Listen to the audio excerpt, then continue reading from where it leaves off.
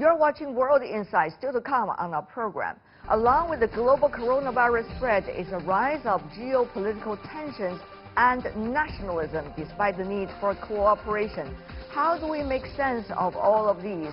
And what's the answer to the crisis? From a former Singaporean diplomat right after this.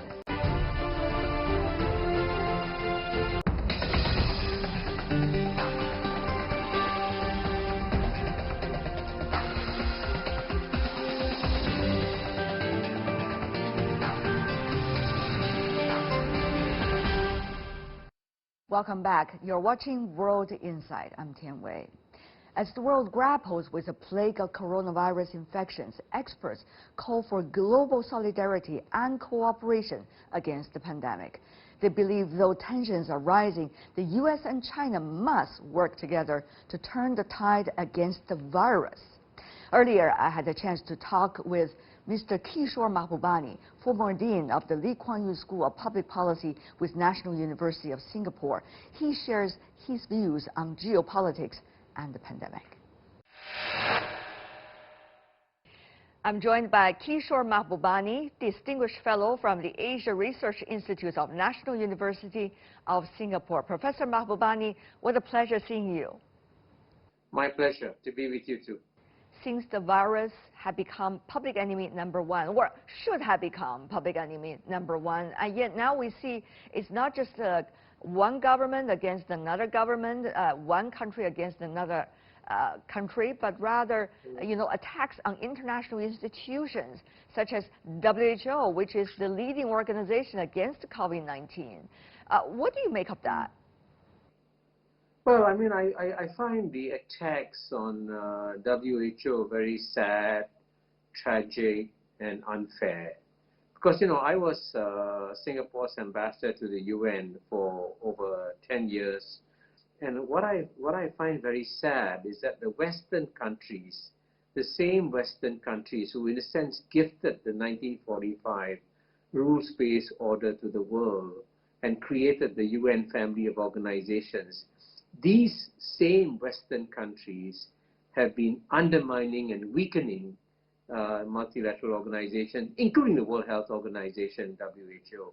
And if you want one statistic that describes this very well, in 1971, 62% of the budget of the WHO came from mandatory compulsory contributions and 38% came from voluntary contributions. But by 2017, the compulsory contributions went down from 62% to 18%.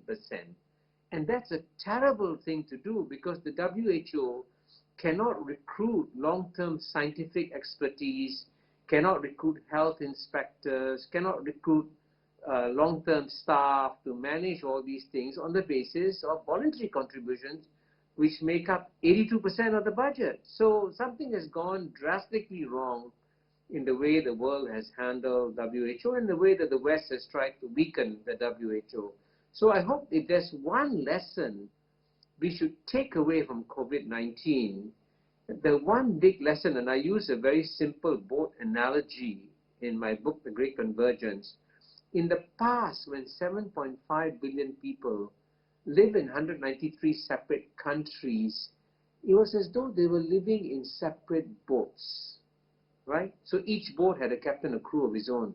But when the world has shrunk and become so small, so interconnected, so interdependent, today the 7.5 billion people of planet Earth live in 193 separate cabins on one boat.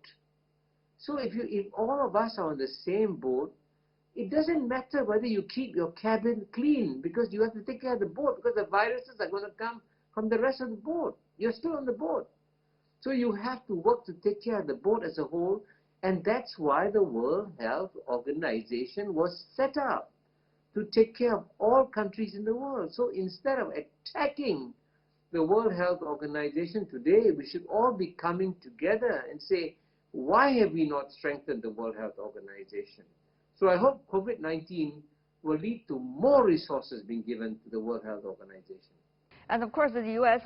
Now tries to suspend their funding for WHO, at least partially. Well, at the same time, some of the developing countries and emerging economies, China included, is trying to support WHO. China earlier donated 20 million to WHO. However, as a result of that, being accused of trying to buy up WHO, and WHO had become China-centered. Your thought?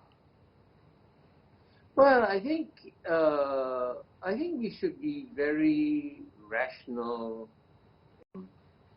in our responses to these attacks on WHO. And I think the best thing that WHO can do is to not bring together the politicians, because politicians have political agendas. WHO should bring together the medical communities around the world. The medical communities in the world understand that 7.5 billion people belong to one species. That's right. You know, when the virus crosses borders, the virus doesn't say, are you Chinese? Are you Indian? Are you American? Are you European? They don't care. The virus will attack you because you are human.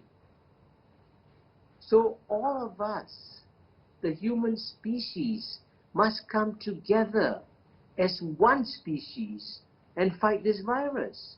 So let's forget our nationality and let's stop attacking each other politically. And the best way to do that is to bring together the doctors. So as you know, in the previous crisis, when we had Ebola, when we had SARS, American and Chinese scientists were working together. So this time around, for COVID-19, we should also ask American and Chinese scientists to work together, because the virus is attacking everybody, not one country. But I'm not sure whether it is right now for some. For example, Professor Mahbubani, you argue in your book, Has China Won? Of course, by the way, that's a curious title you have over there. You're not trying to answer that question directly, but rather to pose a question over there. Professor Mahbubani, you argue about some of the Cold War mentality coming back in some people's mind. Tell me more about what you're thinking. What do you mean? And where is China, where is the United States now in that set of format you have just posed in your book?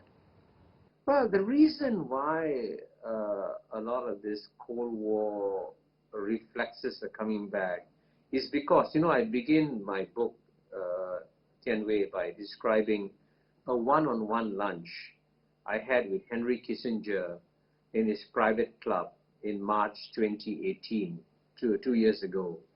And at the end of the lunch, the impression I got from Dr. Henry Kissinger was that the United States had made a mistake in launching a geopolitical contest against China without first working out a comprehensive long-term strategy on how to handle the geopolitical contest. And because of that, things are being done very impulsively, irrationally, and often with no strategy. And in many ways, I also begin the book by quoting from another man, another great American strategic thinker, George Kennan, who gave the United States very valuable advice. He said, before you start a geopolitical contest against the Soviet Union, the former Cold War, he says, first, you must focus on your domestic strength. That's the most important thing. Number two, you must build up friends and allies. And number three, you mustn't insult your enemies. And number four, you must be humble. Now, these are 4 pieces of advice that George Kennan gave in 1949, and the United States today, sadly, is not following any of these 4 pieces of advice. For example, in terms of its national condition, the United States, which used to be the most successful country on planet Earth, has become the only major developed country where the average income of the bottom 50% has gone down over a 30-year period. Now, George Kennan would disapprove and say, hey, first we have to fix our country before we go and getting engaged in geopolitical contests. And he would also say, why don't you talk to our friends and allies around the world and see what they're saying? And if the United States actually took an effort to listen to other countries, most other countries are advising United States, please don't get involved in this geopolitical contest. Let us focus on our common needs and challenges.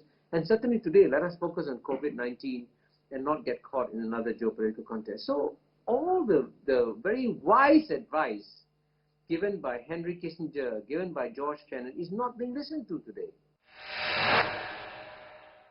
Professor Mahbubani, while we are talking about China-U.S. relations, we also have several things going on. For example, at the public health level, you cover the COVID-19, which we do not know when is the end of this pandemic and whether it's going to come with different waves of impact. And on the other hand, we still do not know its economic and social impact. Some could even argue comparable to the 1920s recession. So we seem to have several layers of things intertwined with one another, making things ever more complicated, Professor. Yes, you're absolutely right, Tian Wei, that this COVID-19 has been far more devastating in its impact than anybody imagined. And it is possible that we can get a major recession or maybe a depression like the 1930s, as you mentioned. Why did the 1930s depression happen? Because of the smooth, horny tariffs. So if you raise tariffs, if you have become protectionist, the economy suffers. So for example, I'm advocating in one of my articles that if the United States wants to see a quick rebound of its economy after COVID-19, it should announce today, now, that it is going to remove all tariffs on all recently imposed tariffs on goods from China, Europe, Mexico, everyone. Just remove the tariffs.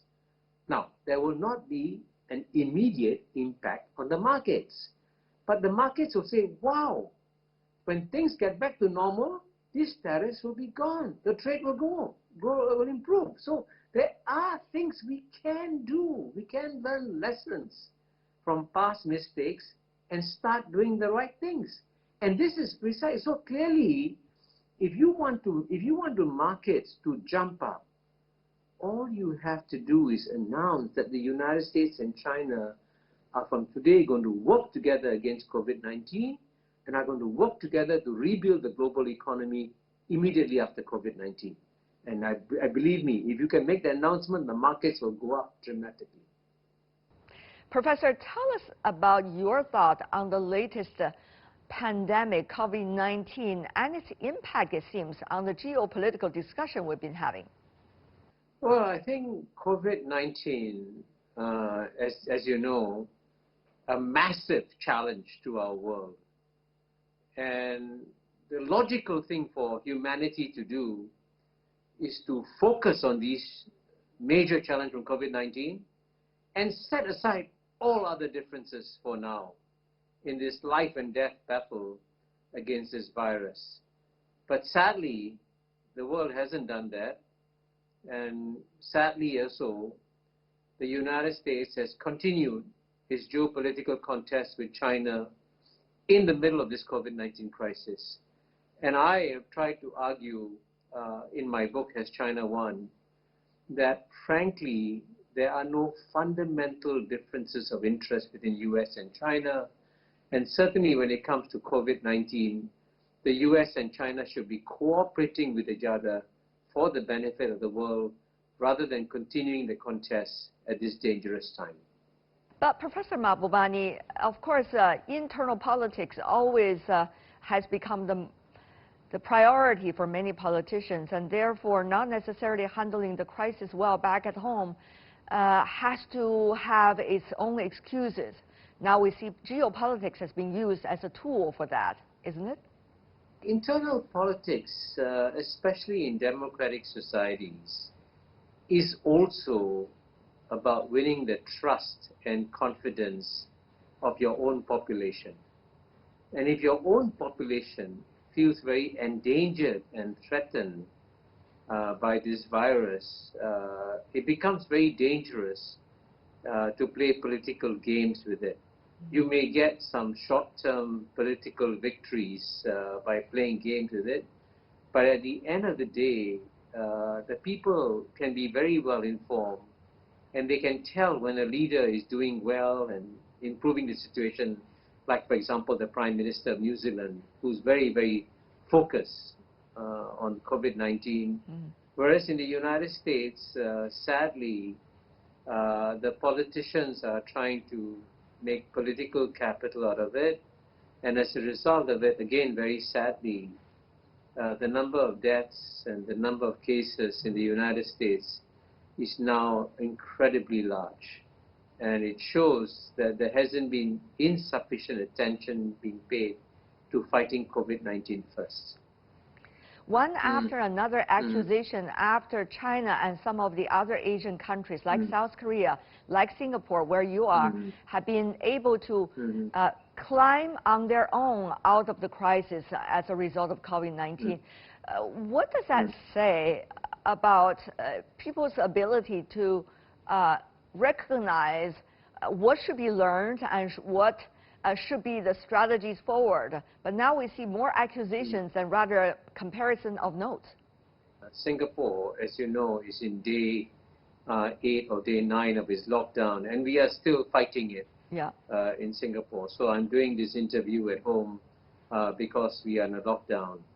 But at the same time, it's also clear, I mean, if you're objective and rational and scientific in your analysis, it's very clear that by and large, East Asian societies like China, like South Korea, like Singapore, have done relatively well at managing this COVID-19, relatively speaking. But it has to do about the fact that East Asian societies believe basically in what Nobel laureate Amartya Sen said, that for societies to succeed, you need the invisible hand of free markets and the visible hand of good governance.